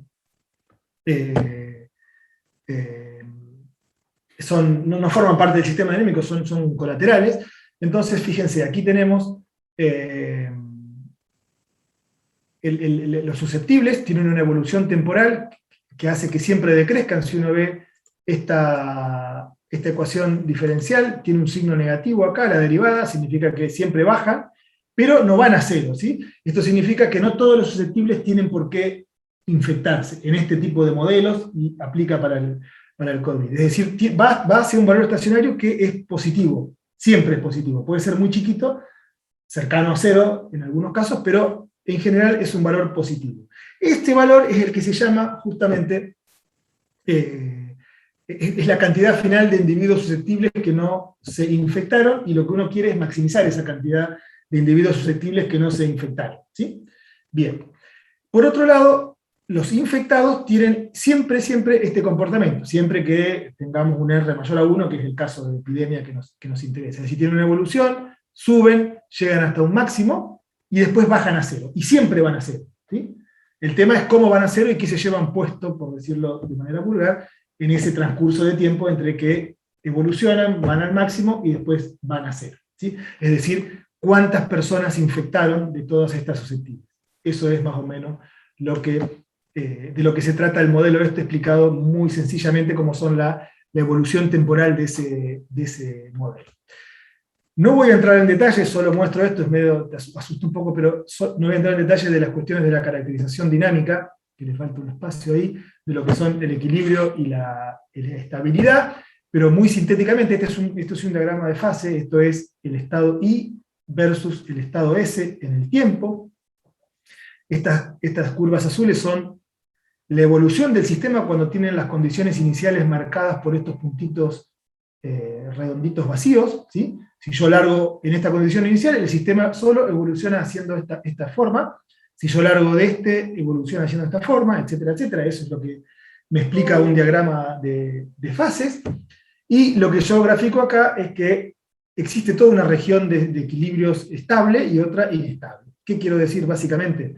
Que los susceptibles, los individuos susceptibles van a bajar, van a tener que bajar sí o sí, no hay forma de que no. Cuando empieza una epidemia, la epidemia tiene sus parámetros y eso indica que van a tener que bajar, pero el tema es que van a tener que bajar a valores que estén por debajo de una cosa que se llama inmunidad de rebaño. Habrán escuchado hablar también muy a menudo de la inmunidad de rebaño. Personalmente creo que no todos entienden bien, casi nadie entiende bien qué significa la inmunidad de rebaño, pero bueno, la inmunidad de rebaño, para decirlo en términos puramente dinámicos, que es lo que nos interesa a nosotros, significa un valor tal de los individuos susceptibles, tal que una vez que yo estoy por debajo de ese valor, fíjense que cuando cruza esta línea azul, ese valor, los infectados empiezan a decrecer. ¿Sí? Ya no se sigue infectando gente, pero quiero decir, empieza a decrecer la fracción de infectados. Eso es lo que significa la inmunidad de rebaño. Nada más que eso, no se puede decir más que eso de lo que significa inmunidad de rebaño. Pero repito, inmunidad de rebaño es un threshold, es un umbral para la cantidad de individuos sanos susceptibles, ¿sí? Tal que siempre el sistema va a terminar con una cantidad de ese final, este valor final acá, puede ser a lo sumo esa inmunidad de rebaño, no puede terminar en valores por acá arriba. En el diagrama de fase es medio confuso por ahí para los que no están familiarizados, tengo infectados susceptibles, esto acá se ven, el 0,4 acá representa la inmunidad de rebaño, y como ven, todas las trayectorias convergen a valores siempre más bajos que esa inmunidad de rebaño, ¿sí? Sea lo que fuere, naturalmente, si yo mantengo el R original, ¿sí? Pero ¿qué pasa? Como cualquier acción de control que tengo que hacer va a terminar con U igual a 1, es decir, voy a tener que soltar el distanciamiento social y el número de reproducción va a terminar siendo el número de reproducción de la misma epidemia, yo ya sé dónde voy a terminar. Voy a terminar con una cantidad de susceptible que va a estar en esta zona, ¿sí? Entre la inmunidad de rebaño y 0. ¿Sí? Eso ya está puesto, eso es que no muy a menudo se menciona, incluso en los artículos científicos y demás. Yo lo que estoy tratando de escribir acá es lo que el sistema me permite hacer. Yo haga lo que haga, si yo levanto en algún momento el distanciamiento social, como voy a tener que hacerlo, la cantidad de susceptibles va a tener que quedar acá abajo, entre este valor 0,4, bueno, acá estos gráficos son medio, tendría que haberlo explicado, la curva azul se ve en este eje, mientras la curva roja se ve en este eje, ¿no? Pero bueno, en este caso la inmunidad de rebaño está en 0,4, una proporción. Yo haga lo que haga, si el distanciamiento social termina en algún momento, voy a terminar con una cantidad de susceptibles que, como mucho, va a ser 0,4, o sea, esta línea de puntos azules. Como verán, si yo no hago nada, el valor final es bastante más chico, digamos, lo cual es bastante más drástico, más grave, que si yo intervengo. Pero bueno, por lo menos estoy viendo cuáles son las posibilidades, y a eso me refiero, y así hincapié, a ver las posibilidades de lo que el sistema me permite hacer con él. ¿Sí? Si yo pongo bien el problema, ¿qué significa poner bien el problema acá? Y decir, mirá, yo no puedo tener una por ejemplo, un distanciamiento social eterno, porque es impracticable eso. Entonces ya directamente asumo desde el principio que voy a tener un TF, un tiempo final finito, y si yo tengo un tiempo final finito para el distanciamiento social, y yo voy a terminar con un valor de S igual o más chico que esa inmunidad de rebaño, ¿sí? Ahora hay cosas para hacer, de hecho voy a mostrar qué cosas se pueden hacer, pero ya estoy de entrada viendo cosas que sí se pueden hacer y cosas que no se pueden hacer. Bien. ¿Cuál es el objetivo? Por ahí hablo de cosas un poquito formales, no es el objetivo meterse demasiado, solamente quiero graficar lo importante que es plantear bien el problema de optimización o el objetivo de control. El objetivo general, en una epidemia en general, se puede resumir, en la minimización de dos índices principales, que son la cantidad, la epidemic final size, la cantidad total de infectados al final, que no es otra cosa que 1 menos S infinito, es decir, discúlpenme que vuelva acá, toda esta cantidad que va desde este valor S infinito hasta 1, es la cantidad de gente que se infectó en estacionario, cuando ya convergimos, ¿no? Bueno, naturalmente se quiere que se infecte la menor cantidad posible de gente, de la población. Ese es un objetivo. Otro objetivo, que es el que más se suele mencionar, este no se lo suele ver mucho, pero en los papers está en todos lados, digamos, porque es fundamental. Es decir, minimizar la cantidad total de infectados significa minimizar la cantidad de muertes, para decirlo mal y pronto. Si hay menos infectados, va a haber menos muertos sistemáticamente.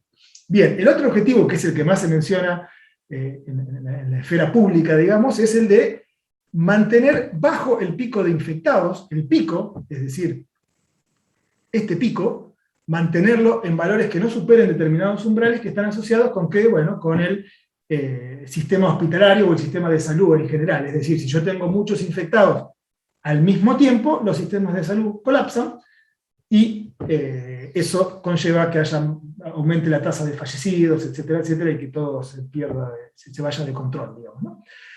Repito, no están hablando de la cantidad, sino del pico de infectados, ¿sí? Y lo que quieren es la famosa idea de aplanar la curva, ¿sí? Bien. Ahora, esos dos índices, que es la cantidad total de infectados y el pico de infectados, tienen estas expresiones, para que ustedes las vean, que son expresiones bastante complicaditas. Si bien el sistema es muy simple, las expresiones, como verán, son bastante complicaditas. Fíjense que acá aparece logaritmo, acá aparece una W, que es una cosa que se llama función de Lambert, que no vamos a entrar en detalle, pero son funciones bastante complicaditas. ¿Complicaditas en qué sentido? Y que bueno, si yo los quiero poner en un costo para minimizar, no son tan sencillas de colocar, ¿sí? Es decir, si yo quiero poner un costo directamente que me minimice esto, y esto, porque pueden ser las dos cosas, va a ser complicado la cuestión, ¿no? Bien. Complicado, no digo imposible, pero digo que ya empezamos con cuestiones complicadas, porque aparte eso es recontra no lineal, va a haber no convexidades, etc. Ahora bien, como es un tema que trabajó tanta gente y demás, hay trabajos que muestran que en forma teórica se pueden minimizar los dos objetivos esos, separadamente, ¿no? Por lo menos hasta donde yo lo vi, separadamente se pueden minimizar esos dos objetivos, ¿sí? En forma teórica. Y bueno, llegan a resultados teóricos, que son muy bonitos, etcétera, etcétera, en donde te muestran que, por ejemplo, la forma de minimizar esos objetivos, repito, el primero o el segundo, es mediante una sola acción de control, ¿sí? Que es lo que se llama una single interval control action. Aquí estoy dibujando de nuevo el S y el I, es decir, la cantidad de individuos susceptibles y la cantidad de individuos infectados, ante una sola medida de distanciamiento social que duró un determinado tiempo y después se suspendió, ¿sí? Bien. Lo que demuestran los trabajos estos, que ahí están citados, después cualquiera que quiera verlos se los puedo pasar o darle los datos de los papers, ¿sí? Se logran, repito, en forma teórica, controles óptimos que minimizan sistemáticamente estas cantidades. Pero ojo, solamente estas cantidades, ¿sí? Bien, el problema con esas estrategias es que son, como los mismos artículos lo declaran, son inaplicables en casos reales, ¿sí? Sirven, son muy importantes porque me explican cuál es el óptimo teórico y sirven mucho para entender cómo funciona la dinámica y demás, pero son impracticables. Por ejemplo, acá les voy a mostrar, y me van a tener que creer, son simulaciones en base a papers que yo he visto. Por ejemplo, en algunos artículos muy buenos, digamos, son muy buenos realmente los artículos, por ejemplo, tratan de minimizar el 1 menos S infinito, es decir, tratan de llevar los susceptibles a su máximo posible, que no es otro que la inmunidad de rebaño. Entonces dicen que lo mejor es esperar, lo digo con palabras muy rudas, o muy rudimentarias, mejor dicho, dicen que tienen que esperar que se acerque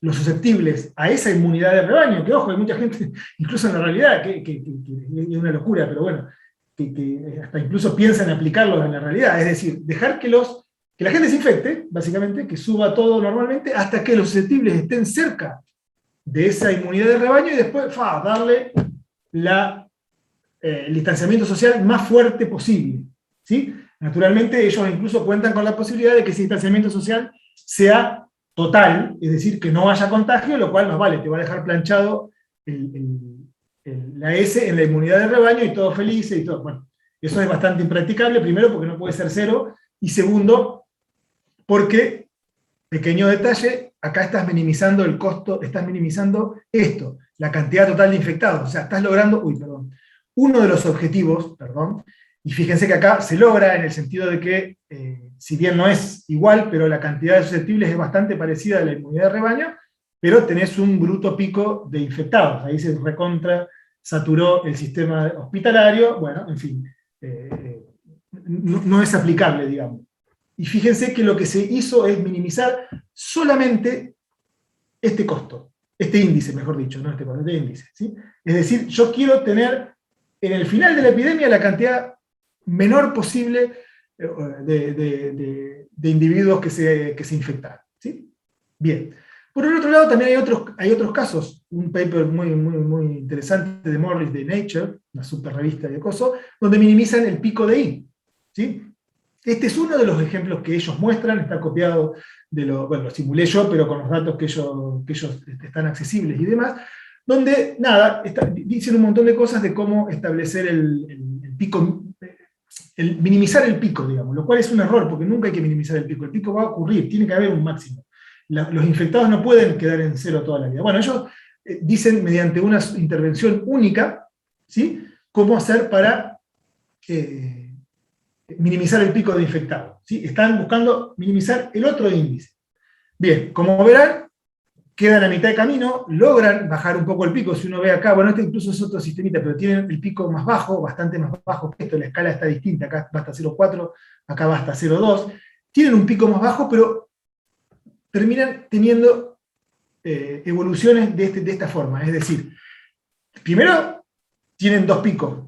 Tienen un rebrote o la famosa segunda ola, aunque en este caso más que segunda ola, es muy seguida la segunda. La segunda ola es cuando pasa más tiempo entre un pico y el otro. Pero bueno, tienen segunda ola, ninguna se pasa mucho del pico, pero para hablarlo mal y pronto, ¿qué pasa? Y bueno, fíjense cómo queda la evolución de los susceptibles, todo muy lindo, pero se va bastante más abajo del máximo que podrían tener, es decir, se infectan más personas de las que se podrían haber infectado en un caso más ideal, digamos, en un caso de manejar la cosa diferente. Bien, seguimos adelante.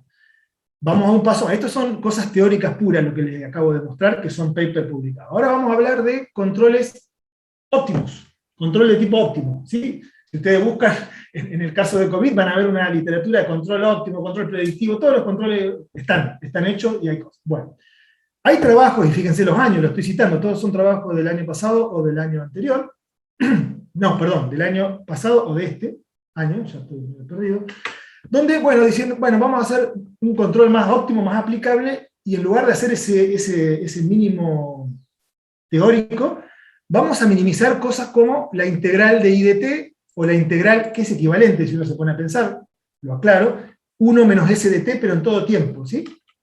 Y planteamos un control de tipo óptimo. Y de paso, como este control de tipo óptimo me permite incluir causas-efectos, voy también a minimizar las acciones de control, es decir, voy a tratar de minimizar el tiempo que está puesto el distanciamiento social. ¿Por qué? Porque yo sé que es costoso económicamente, o que es costoso para la psicología de las personas, para lo que sea, tener un distanciamiento social. Entonces, se proponen este tipo de costos, este también, pero me interesaría que le pongan más detalle a este, fíjense, este acá. Fíjense, tenemos que estamos penalizando. ¿Penalizando por qué? Porque este costo es el que vamos a minimizar. Estamos minimizando la integral entre 0 y t mayúscula es un tiempo suficientemente largo, no importa ahora, importa naturalmente, que importa mucho, pero imagínense un tiempo suficientemente largo. Estamos minimizando la cantidad de infectados con una penalización alfa I, yo acá digo que alfa son penalizaciones apropiadas. Estoy penalizando la U, es decir, la intervención del gobierno, es decir, el distanciamiento social, para que trate de minimizar lo que se pueda la intervención. Y bueno, acá tenemos el costo terminal, que para seguir con las formas que teníamos del problema de optimización. Esto, así como lo ven, que yo considero, y lo muestro después, que es un error bastante importante, porque no se puede, no hay que minimizar el I. El I va a tener una excursión determinada. El I ya viene dado la integral de infectados que vas a tener, no los infectados. La integral de los infectados ya viene dado por la pandemia, cuando empezó la pandemia, digamos, ¿no?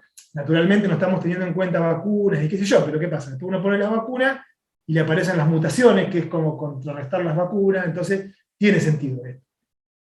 Entonces, minimizar la I en todo tiempo es lo que han hecho trabajos que han propuesto. Morato, Cole, han propuesto controladores de tipo predictivo para eso. Bien, ¿qué se logra con esto? Bueno, se logran este tipo de desempeño. Fíjense, lo que yo estoy mostrando acá es decir, que esto, dicho mal y pronto, fue lo que se hizo un poco en Argentina, sin entrar en cuestiones políticas, ni mucho menos, pero es lo que se hizo en países como Argentina y en otros países. Cuando se vio que el pico, los infectados empezaban a subir, se puso una cuarentena muy fuerte. Si uno quiere minimizar el pico, lo que va a dar la optimización esta, si solamente lo que minimizo es el pico, es la I, es la cantidad de infectados, vamos a suponer que acá el alfa I es un valor grandecito y que el alfa U es un valor chiquito, es decir, no le estoy dando tanta importancia al distanciamiento social, que nos encerramos todos, no me importa el costo que tenga el distanciamiento social, voy a tener una evolución de este tipo. Es decir, evidentemente los infectados, apenas voy a empezar a aplicar la medida, van a empezar a bajar, van a tender a cero, y los susceptibles van a quedar en un valor alto, ¿sí? Es decir, no va a haber infectados, claramente, porque yo corté la tasa de contagios. Ahora, ¿qué pasa? Si, esto está hecho muy abrupto, ¿no? Pero si yo empiezo a relajar, o en algún momento pasaron un montón de tiempo, y no importa cuánto tiempo pasó, porque esto converge asintóticamente a cero, levanto la restricción, que es lo que pasa siempre, repito, por las buenas o por las malas, porque la gente se cansa y empieza a salir, si le cerró la puerta, te empieza a salir por la ventana, y cosas así, la gente sale igual. ¿Qué pasa? Y bueno, como esto era un equilibrio ficticio, puesto en términos de equilibrio, es decir, para la tasa, para el número de reproducción básico correspondiente a esta epidemia, este valor es un equilibrio inestable, y acá yo tengo un poquito de infectados, porque nunca voy a terminar totalmente los infectados. ¿Qué pasa? Aparece la bendita segunda ola, que es lo que se ve acá, ¿sí? Y fíjense que sale de la nada, sale de cero, pero ¿qué pasa?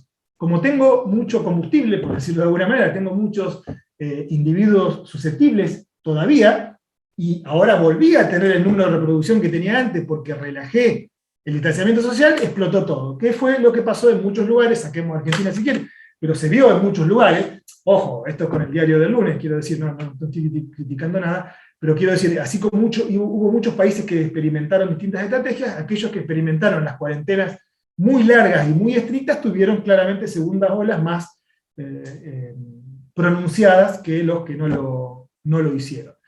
Bueno, pero volviendo al problema de optimización, ese es un peligro cuando le doy mucha importancia a minimizar I.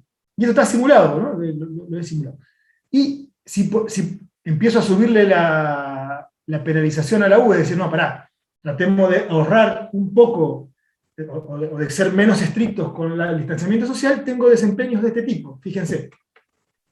Acá, esto, bueno, yo acá le estoy mostrando, a lo mejor sin decirle, acá lo que estoy mostrando es la reducción del número de reproducción cuando yo aplico la acción de control. Este R, que aparece acá, creo que no lo dije, pero está así, el R es el U de T por el número de reproducción básico. Lo que estoy mostrando acá para que se vea el efecto de la intervención humana o de la intervención del gobierno para reducir esto, ¿no? Bien, entonces, en este caso lo que hacemos es lograr una cosa, un compromiso intermedio que tampoco beneficia mucho. Es decir, aunque yo mueva esos pesos, porque está mal planteado el problema, aunque yo modifique estos pesos acá, porque acá, ¿qué dicen? Y acá me pueden decir, en esta, perdón, pues, pero acá es muy estricta el distanciamiento social. Pará, ¿por qué no le pone más peso al distanciamiento social de manera de que se levante un poco la cosa? No vas a lograr tampoco resultados buenos. Es decir, vas a lograr picos más bajos, considerablemente más bajos de I, evidentemente, ¿sí? Que acá tenés un pico súper alto, va a lograr picos más bajos, pero fíjate, la S va a ir a valores bastante por debajo de donde podría ir, que es la inmunidad de rebaño, ¿sí?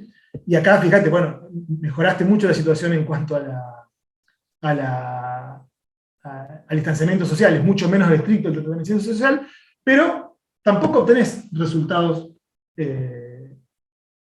satisfactorios. Bueno, bien. Entonces, la propuesta que surge de todo esto es decir, y pará, si yo sé cómo funciona el sistema, es decir, yo tengo el análisis dinámico del sistema, y sé que el S máximo, como dice acá, el S máximo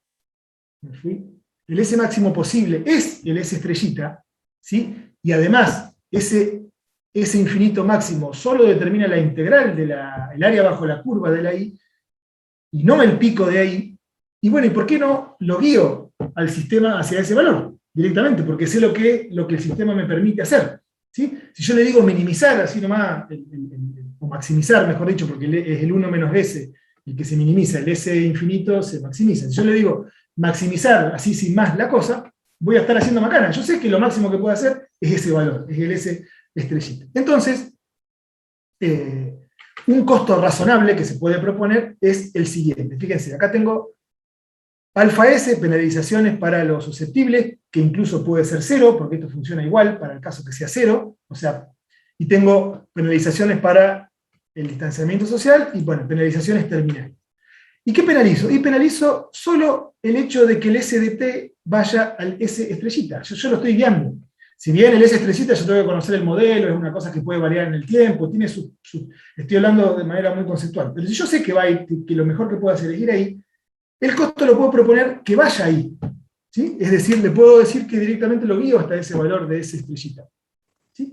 Y por otro lado, esa condición de que el pico no sobrepase un determinado valor, en lugar de minimizarlo, que es incorrecto porque el pico va a tener que ocurrir algo, va a tener que hacer una excursión, lo puedo poner como restricciones. Es decir, en ese problema de optimización que yo veía, le puedo decir, y mira, la I en todo tiempo, acá sería una I de tau, tiene que ser siempre menor a un valor de I máximo, que yo lo decido. Ese I máximo es un valor admisible que me va a venir dado por la capacidad hospitalaria, el sistema de salud, etcétera, etcétera. Fíjense cómo, cambiando el planteo del problema, en estos problemas las restricciones eran otra cosa, las restricciones eran en la forma de la U, eran en la condición de que se termine la cuarentena en algún momento, la cuarentena o el distanciamiento social, lo que fuera, pero no en el sentido que nosotros lo estamos poniendo. Solo poniendo esas condiciones y haciendo las simulaciones, yo tengo resultados de este tipo. Y es una soncera, fíjense que es un sistema muy sencillo, y lo único que hice fue cambiar un poco el problema de optimización, ¿sí? La función objetivo y las restricciones. ¿Qué es lo que logro con esto? Y bueno, logro que, primero, acá estoy utilizando solo dos valores posibles de distanciamiento social. No hacer nada, que es cuando el R está en 3 en este caso, es decir, no hago nada, no intervengo, o intervengo lo máximo que puedo, que es una cosa bastante burda, pero se puede hacer. Aún en ese caso, teniendo dos valores posibles de distanciamiento social, yo logro que el pico no supere un valor que yo impuse, que es bastante chiquito, fíjense, 0,07, que es un valor que se suele aplicar, ya 0,07 sería el 7% de la población, es grande, pero es un valor que se suele aplicar, que no pase nunca del 7% de la población, y además el S va al valor que yo quiero que vaya, es decir, al S estrellita. Y no tuve que relegar ninguna de las dos cosas, no tuve que buscar un compromiso. ¿Sí? ¿Por qué? Porque aproveché, por decirlo de alguna manera, el conocimiento del sistema dinámico, de la dinámica del sistema. ¿Cuál era el equilibrio? ¿Cuál era el equilibrio estable? ¿Qué es lo que puedo hacer y qué es lo que no puedo hacer, digamos, con el sistema? Si yo incluso le pongo 4 valores posibles al valor de R, es decir, que tenga 4 niveles de distanciamiento social posible, es decir, fuerte, un poquito más débil y totalmente débil, tengo mejores desempeños todavía, siempre con la I que no me supera el pico y con la S que va al valor que yo quiero, es decir, al valor de inmunidad de rebaño, o por decirlo mejor, un poquito más abajo, ¿sí? Porque si está por arriba va a ir para abajo, no puede estar por arriba. Y también fíjense que siempre termina con un levantamiento total del distanciamiento social, que es una de las condiciones que uno le impone también, ¿sí? Fíjense que acá termina con que terminó la cuarentena, pero no hay sobreimpulso, no hay segunda ola, no hay nada, porque está todo puesto en el problema. Yo acá no le estoy poniendo el problema completo, solo les comenté que utilicé, mejor dicho, esta función objetivo y esta restricción. Naturalmente, yo para simular esto tuve que haber puesto todo el problema ese que les comenté con una determinada forma, pero básicamente es esta función objetivo y esta restricción. Bien, nada. Por ahí me extendí un poco y me copé con este ejemplo y aquello, pero bueno, como estábamos trabajando con este ejemplo y me parecía que venía a colación de lo que quería mostrar. ¿Qué es lo que quiero mostrar? La importancia que tiene poner bien una función objetivo en un problema, y sobre todo el hecho de que no es trivial, digamos, ¿no? Entonces, primero hago una aclaración importante, es que esos ejemplos no se consideran cuestiones de implementación, ni cuestiones, o sea, son solamente ejemplos conceptuales para mostrar lo que quiero mostrar, digamos, conceptos, ¿sí? No cuestiones, no es que con esto ya solucioné el problema de la epidemia, nada, son cositas que quiero contar nomás para fines didácticos, esa es la cuestión, para aclarar, para que no se generen dudas. Pero no obstante eso, se ve claramente en estos problemas que no es posible plantear un problema de control mediante una minimización trivial o directa, digamos, ¿no? Es decir, y que lo han hecho, hay gente que buscando, con buena voluntad, buscando soluciones y todo, ha tratado de plantearlo de manera sencilla, minimicemos la cantidad de infectados, minimicemos la cosa, y no necesariamente te va a dar, Martín avisa que se tiene que retirar, si ya estamos fuera de horario, sí, me copé un poquito, bueno, ya terminamos la clase, esta es la última slide. Decía, no hay una forma trivial de plantear el problema, y suele ocurrir en muchas de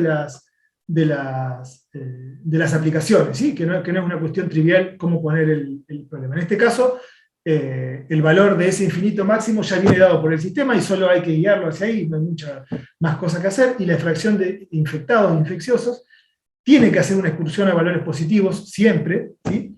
No puedo evitar eso, tiene un área bajo la curva ya determinada desde el comienzo, entonces minimizarla en todo tiempo es contraproducente porque me produce las famosas segundas olas y cosas. Entonces, en ese caso se lo puede poner como una restricción, siempre y cuando, ojo, el problema, la función objetivo esté bien formulada, si no también voy a tener problemas. Pero bueno, la conclusión de este primer apartado lo que quiere decir es que la formulación de la función objetivo debe tener en cuenta claramente las posibilidades de las dinámicas del sistema bajo control y aquello que yo quiero realizar del sistema y que no siempre es trivial, ¿sí? Lo que sigue, que lo vamos a seguir la próxima clase, es el concepto de restricción. Es decir, así como hicimos una exégesis o un análisis detallado de lo que, o mediante un ejemplo en realidad, ¿no? Pero de lo que son las funciones objetivos, también vamos a ver la importancia que tienen, que es mucha, la consideración de restricciones. Pero bueno, ya estamos en horario, dijimos de 9 a 11, así que nada, con esto doy por terminada la clase. No sé si quedó alguien, no sé si quedó alguna duda o algún comentario de todo, de cualquiera que quiera hacerlo. Marce. No, simplemente esto que me desayuné ahora. Nada, la clase que viene seguís vos. Me quedé corto, pero lo vemos. Dale. No, dale. No, yo para saber si era la próxima o en la semana que viene. Pero dale, y capaz que la semana que viene, no sé, algo que te queda más cómodo, pero... Sí, la semana que viene, ¿no? No pasa nada. Sí. Te doy un poco más de oxígeno. Sí, porque esto lo agregué, como habrán visto, todo esto que conté lo agregué el fin de semana. O sea, por lo tanto es nuevo y puede estar sujeto a cambio. Pero bueno, nada. Bueno, no sé si tiene alguna duda, alguna consulta, alguien, algún comentario, tanto de los profes, porque acá estos cursos nosotros los hacemos para discutir cosas incluso entre los profes y demás, así que no sé si alguien tiene algún comentario o algo. No, de mi parte ninguno. Bueno, Bueno, nada, entonces eso fue la primera clase de hoy, la mitad de la clase introductoria. El jueves que viene me parece que vamos a dedicarlo a hacer la segunda parte de la clase introductoria, de teoría nomás. Y ya la semana que viene largamos con los preliminares matemáticos y después de los preliminares matemáticos con algunas guías de trabajos y demás. Así que bueno, me excedí un poquito del tiempo, vamos a tratar de ser respetuoso. Pasa que largué tarde, había preparado 2 horas y largué a las 9. Bueno, perfecto entonces, gente. Bueno, Perfecto. No, Bueno, Nos seguimos la gracias. semana próxima. El jueves, perdón, no la Nos vemos, semana Ale. próxima, el jueves. nos vemos el jueves. Hasta luego. pues ya. Hasta luego.